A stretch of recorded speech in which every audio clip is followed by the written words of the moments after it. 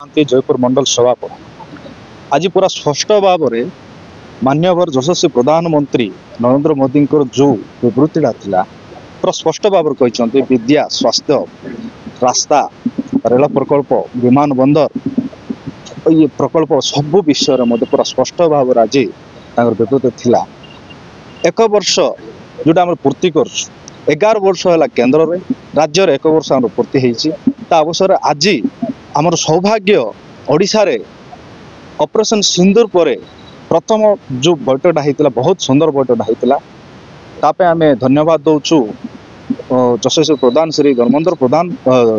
ये नरेंद्र मोदी को आम धन्यवाद दौचु तापर आम धन्यवाद दौचु ओडिशा बासिंदा को आम धन्यवाद देवु जो सुजोग आमको देइचंती से सुजोग द्वारा आज आम ओडिशा रे आम सरकार गठन करि पारिलु ता बादे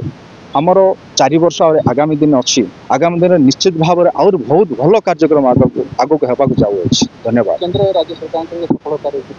जयपुर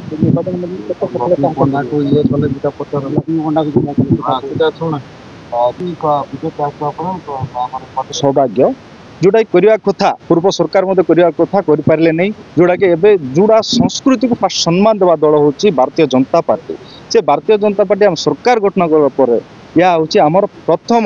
जो कार्यक्रम होमको बहुत खुशी लगुच जोटा करने कथा एवं कले आम धन्यवाद दौचु जहाँ भी हम आगामी दिन आहरी भल कार्यक्रम होगा जाऊँगी हम धन्यवाद।